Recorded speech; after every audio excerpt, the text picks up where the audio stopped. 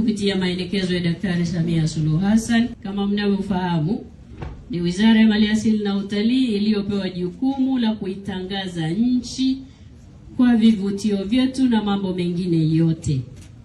Na njia tunazotumia za kuitangaza nchi yetu nyingine ni kupata mabalozi wa hiari wa kuitangaza nchi yetu huko duniani. Sasa kwa kazi nzuri aliyoifanya, kwa alivyopita kuona yote, sisi tumekuja leo na cheti cha uteuzi. Tunamteua ndugu yetu Rio Ferdinand kuwa balozi wa hiari wa utalii wa Tanzania.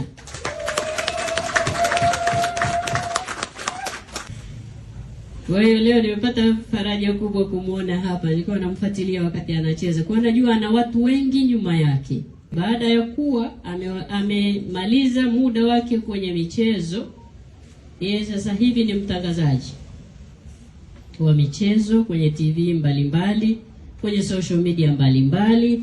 Tunaona ana wafuasi zaidi ya milioni 25. Maana yake leo tunavyompa cheti hiki cha kuwa balozi wetu wa hiari wa utalii wa taifa letu, tunakwenda kuwafikia watu milioni 25 tayari kuja Tanzania.